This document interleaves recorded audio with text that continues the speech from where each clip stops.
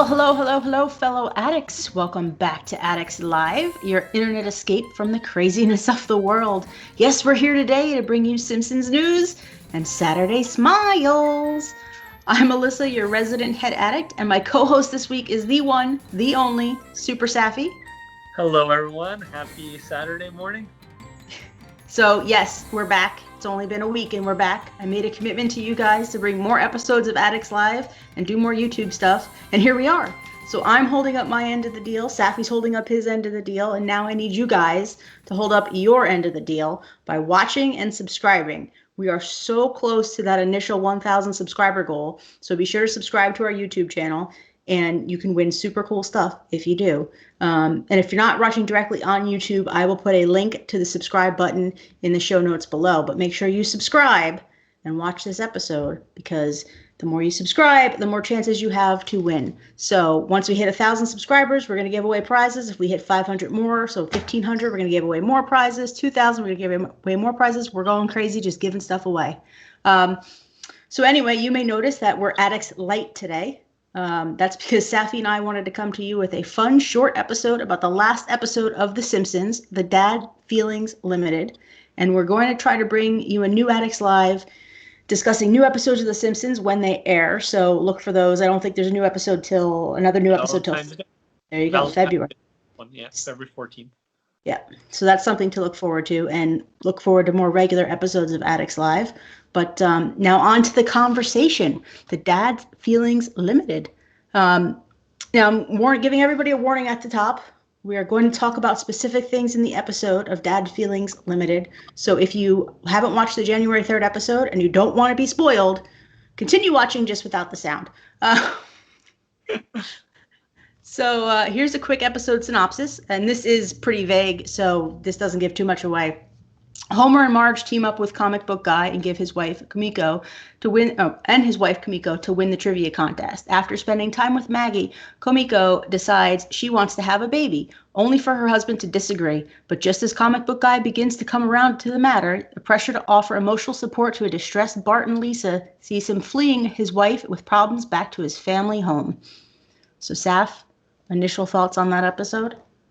I loved the episode. First of all, I do want to apologize to the readers.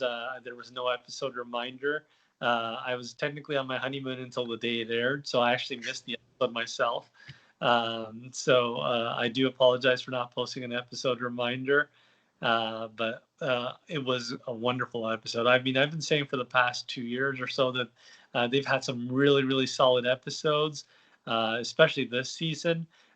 They've been starting to focus more and more on the peripheral characters. I mean, for the past 25 years, really, it was really a Simpsons-heavy series. But lately, they've been trending more towards touching on the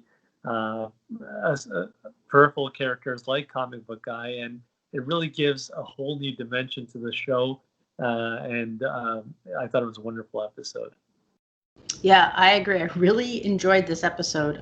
This season in particular has been really good. There have been a lot of fun episodes, and they really are spending a lot more time developing the, like you said, the peripheral characters in the game. They're not really focusing too much on the Simpsons themselves, but they're developing all these other characters. So we're seeing all these neat little backstories to characters we've watched for decades. But it is a little concerning to me because there is no season 33 yet. So I'm very hopeful that they're building these characters, giving the backstory of these characters, because they're going to do more fun things next year, and not because they're like, well, let's wrap up all these characters and let's have a nice pretty bow around everything, because this is going to be it. So I'm hoping it's the former rather than the latter. I hope so too. I mean, I don't know if it's just a coincidence. I mean, since the House of Mouse took over, we've been seeing a lot more about the peripheral characters, but same with when they took over Marvel, we started getting all these extra little sideshows. Now we got WandaVision, which was released yesterday on Friday. So I haven't seen that yet, but yeah, there's all sorts of little side episodes. So hopefully, like you said, there's a lot of potential to build on these. We'll talk about it a little bit more when we get into the episode, but yeah, I had some thoughts about that as well.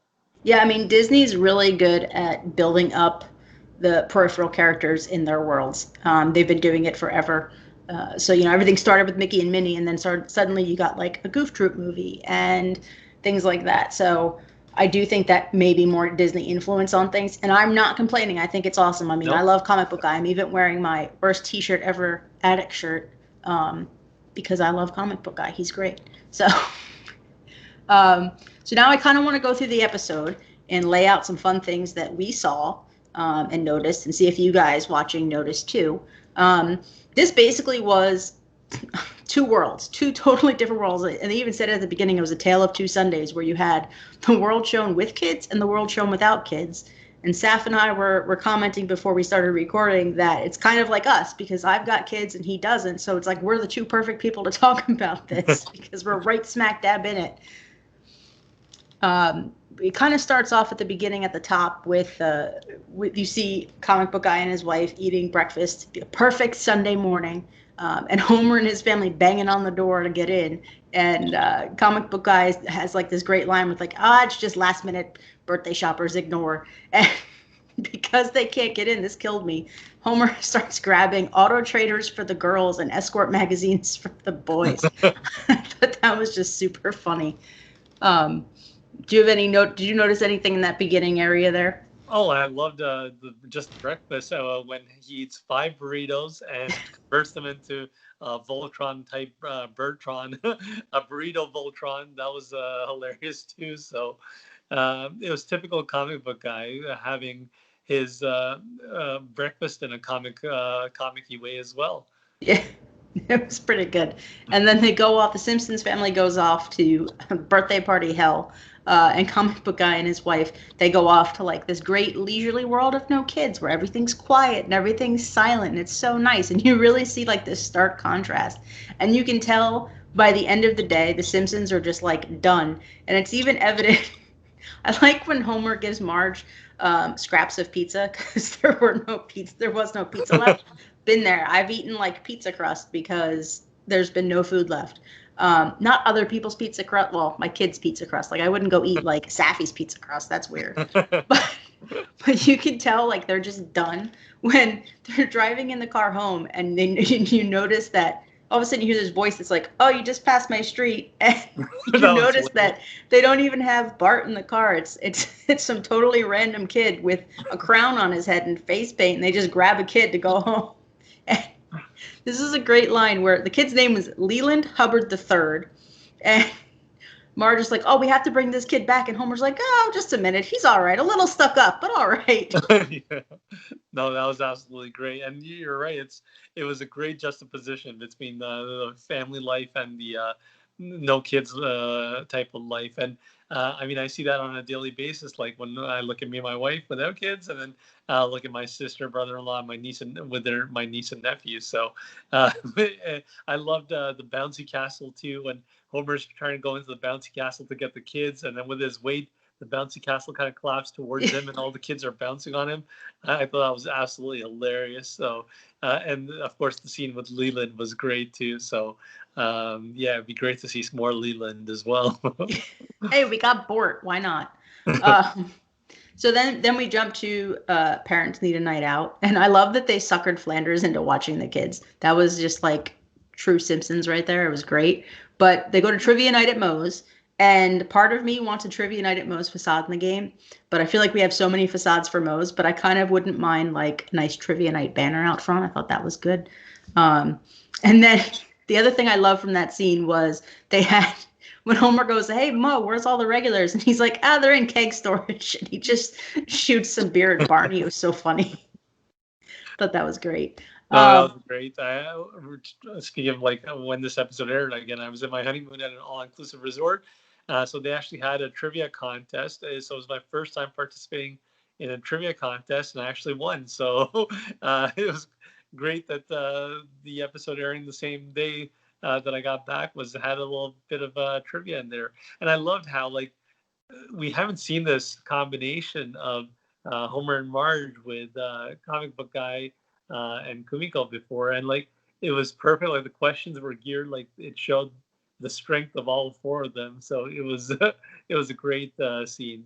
Yeah, I mean, it was for total noobs, as comic book guy put it. They Simpsons sure knew a lot, and it was great. It was really nice to see them all working together, and I love the team name. Do you remember what the team name was? It was, yeah, the Star Trek reference, all right? Star Wars. It was Han Star Wars. shot first, and, and Mo goes, "What does that mean? Is it Dirty? dirty? Is that dirty?" Like, but seriously, is that dirty? It's like, oh man, the little jabs in this episode, the little jokes really had me cracking up, uh, and that was one of them. And you really kind of saw Marge and Kumiko make a bond over the fact that their husbands are big. I like when they pull out ponchos, they go for ramen, and they're slurping everywhere and stuff's flying everywhere. And Marge pulls out ponchos, and Kumiko's like, "Do you have any other big and tall wife hacks?" That was And pretty just good. a comic book guy at the same time being like, here's the fat man and the beautiful women that Yeah. they have, and to Kevin James. And it was like a perfect example there. That was great. And then Kumiko goes over to Marge's house for more hacks, and I like the reinforcing the couch with steel. And Kumiko's like, "I lost lots of couches to Chubby Hubby." I thought Chubby that was Heavy was as the theme that kind of went throughout the episode, even with the little app there, the Chubby Hubby Finder. But it yeah. was I love that Chubby Hubby term. And later in the episode, I don't know if you noticed, but when Kumiko goes back to the house and pushes comic book guy on the couch totally sags, and you're just like, "Oh, there it is. It needs the reinforced steel." That was pretty funny. Um, And so Maggie starts crying, and Marge asks Kumiko to go take care of Maggie or keep her company while she makes her a bottle. And Kumiko's like, "But I don't know much about babies except how to dress like one." I was like, "That's pretty good." And that kind of sparked Kumiko's baby fever. And I don't know if you saw, so her baby fever goes nuts. Oh yeah. And at one point though, there was a Marge poses an Instagram picture of Maggie, and she goes, "Kumiko's really his baby fever. It goes from smiley face to I want to die real quick." And I don't know if you noticed all the stuff that she says, all the comments she leaves. I actually took a screen grab of it. I paused and read them too because it was hilarious. You really need to share that with the readers, the viewers. I will, and I'll post this in the show notes as well. But it goes from like smiley face, and then it's like, "I will become a demon and eat her soul." Remind you, these are pictures of this is a picture of Maggie. So the first thing is, "I will become a demon and eat her soul. I want to liquefy her in a blender and shoot her in my veins. I'm gonna hug that baby until it becomes a diamond and wear it as a ring that lets other babies know I'm taken. Every time I sniff that baby, my ovaries scream in longing. I want to wear her soiled diaper as a hat. Without a baby, all is horror." I also would like to mention that March had 15,380 likes on that picture. That's impressive. that So I thought that was pretty good. was really funny. Her reaction and her change just by holding Maggie, and that whole sequence where they show her hold Maggie and the change that's going through is beautiful. Oh yeah, yeah. And she runs home and she goes, "I want a baby now." Uh, Impregnate me. yeah. And I really liked in that sequence when she's back with her comic book guy are discussing this or arguing about it. And comic book guy, his joke about you can't, how could you bring a child into this world when we're running out of watchable IP? And he's like, by 2028, well, General Mills, it's going to be General Mills Cinematic Universe starring Hamburger Helper. I thought that was really funny.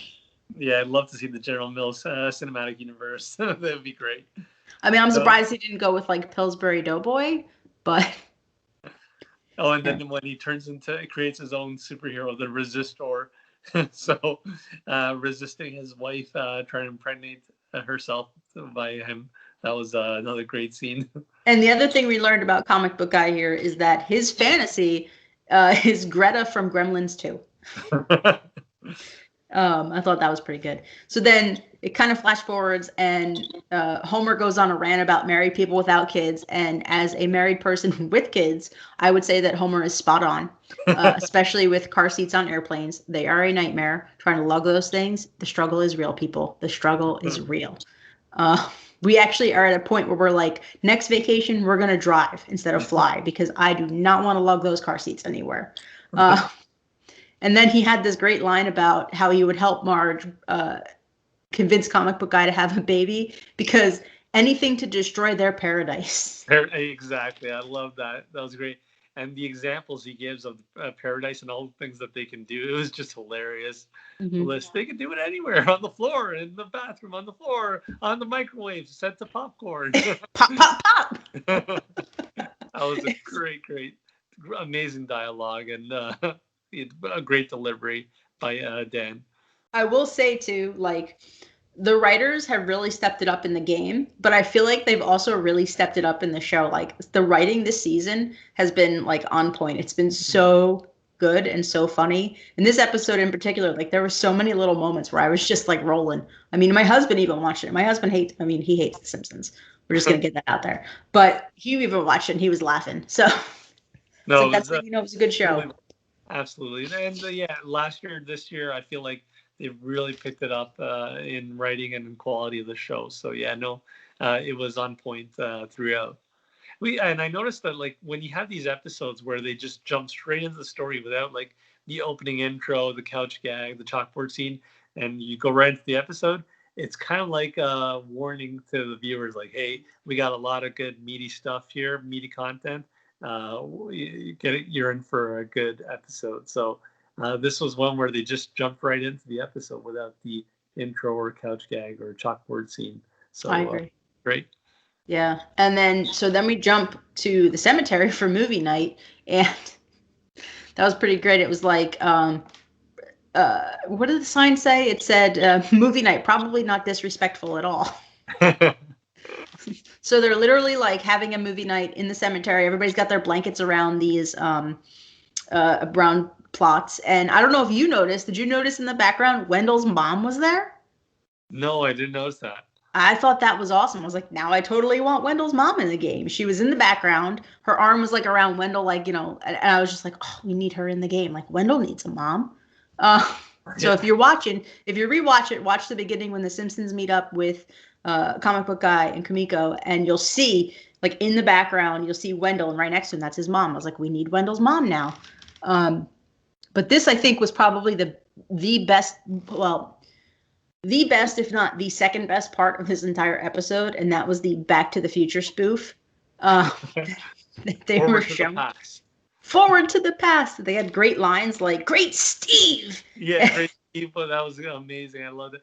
First of all, I gotta put a disclaimer here. Back to the Future is probably my favorite trilogy of all time. I own the box set. I have seen that trilogy so many times. Yeah, it was just a great parody of with Great Steve, and like having a steamboat instead of a DeLorean. River, where we are going, we don't need rivers. Like, that was great. So amazing movie. And then just showing the difference in the generations, like Comic Book Guy taking Bart and Lisa's phones and them trying to swipe the movie screen. It was just hilarious. Non-swipeable screen. Did you notice too, they said the speed they had to get up to was 99 miles an hour instead of 88. It was like 99. It's like, this is great. And is that in relation to the ground or nautical speed? That's a great question, Mickey. That was great. It was really funny. Hilarious. So yeah, I totally want like a forward to the past spoof in our game now. I think we need that. I think we all deserve that, especially Safi. So EA, if you're watching, I think we need that. Also, so Homer and Marge leave the kids with Comic Book Guy to try to work over their charm, and Homer bribes Bart and Lisa with gift cards if Comic Book Guy actually has a kid. And did you see some of these gift cards? I thought they were really funny. It was like gift card for DraftPigs.com, Mattress King, PQBs, and Garbage Wings. I thought that was really funny. Just those little things, they crack me up.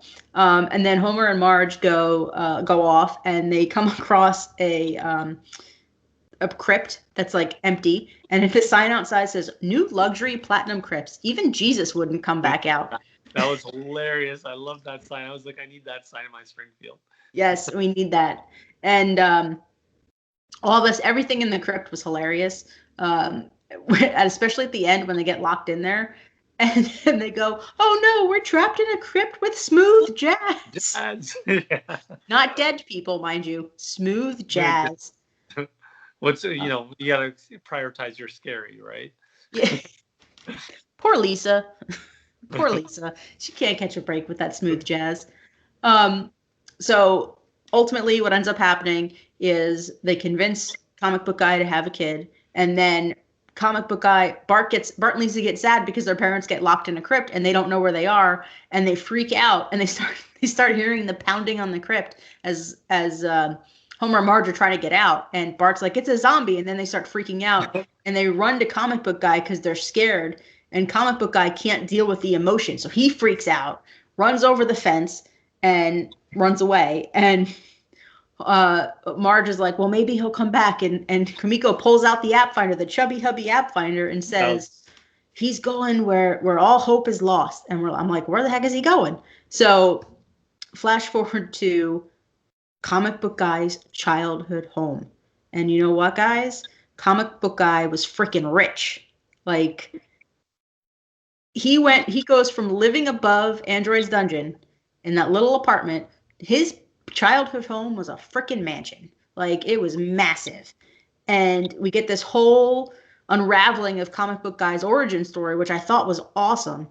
And even in one scene, they show it's the unfortunate origin story of comic book guy, where he became more than a boy, but less than a man. And there's this whole like great sequence with his father. So we meet comic book guy's father, who is a stamp collector guy, or postage stamp fellow. Sorry, postage stamp fellow. Postage stamp fellow. And there's like this whole scene with him and how he doesn't know how to love his child. And there's just great like development with all of comic book guy's eccentric aunts and uncles that he grew up with. But the house had everything except for love. And there's this whole thing about how comic book guy loved to play baseball, and he had a wicked curveball because he admired Sandy Koufax, and he finally got a chance to pitch in a big game, and his dad didn't show up, so he screwed up and he like blew the game for everybody, and they carry him off the field and throw him in a dumpster, which I thought was really funny. and this is how comic book guy became, or this is how young comic book guy became comic book guy. He gets thrown in the dumpster and they dump comic books on top of him. The garbage truck pulls up full of unsold comic book origin stories, and they just fall on top of him, and he's like mesmerized by these comic books. So I thought that was pretty good. Any thoughts on that stuff? That was my favorite. Like the third act of this episode was just wonderful. I thought it was great. I mean, with the title like Dad Feelings, you kind of expected it to have some type of Darjeeling references and whatnot, and especially with Bob Balaban narrated as a guest star too. So this whole third act was phenomenal, where you get to see comic book guy's origins.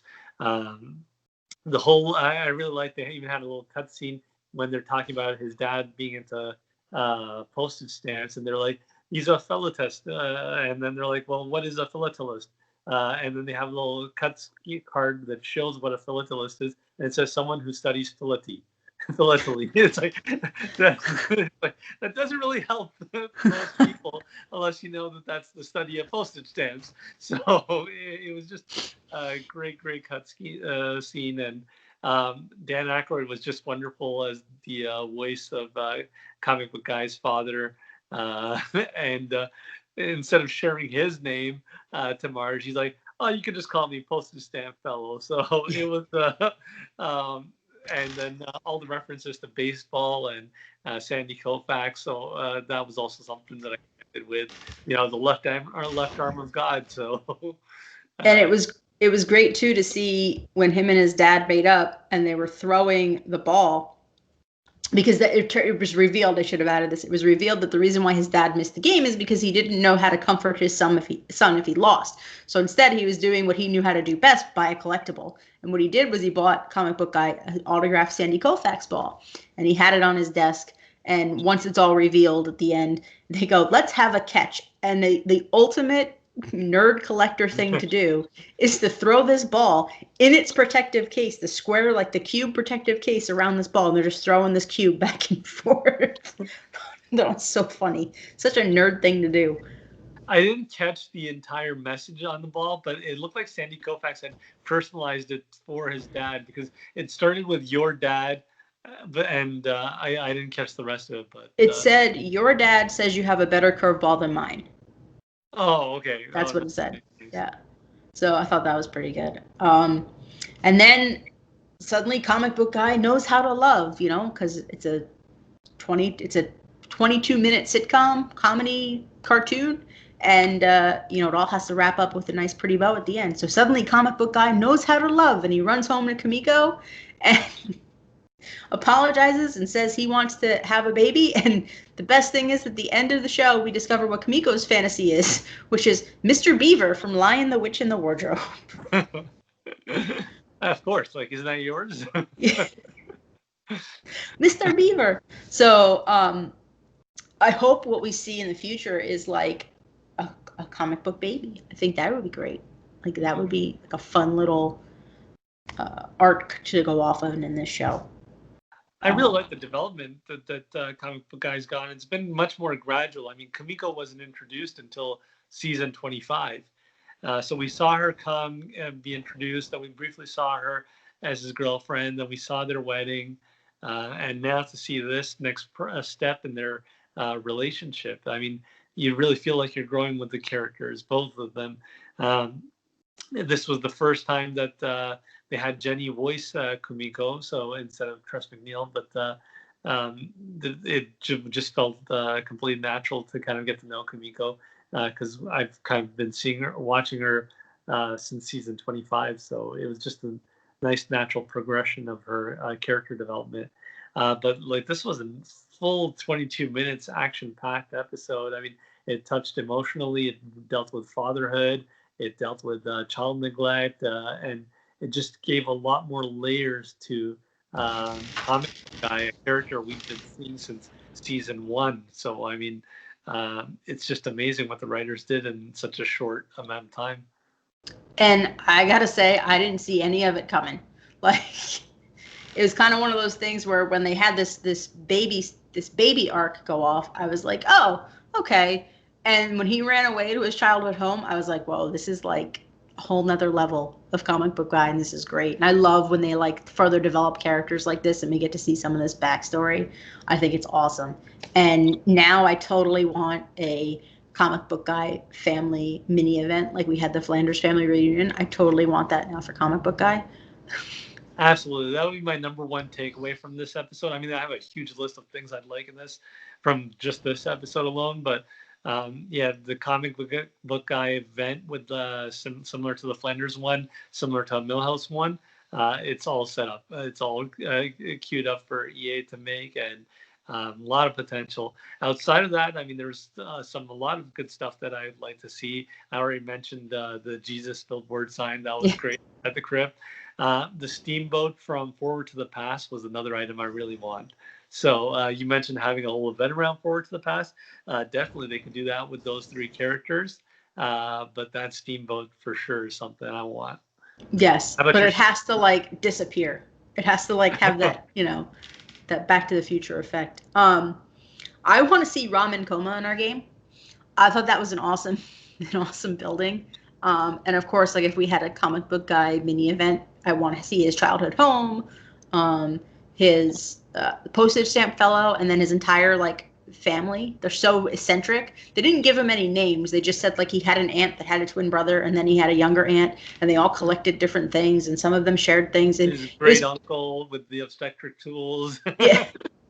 Yeah. So it was like, it was pretty good, but they didn't give them any of them names. So I would like to see them further developed in our games. And I think the writers totally could do that, because I feel like our game is where they can play with some of these storylines and have even more fun with it. And the other thing I really want to see from this is Wendell's mom.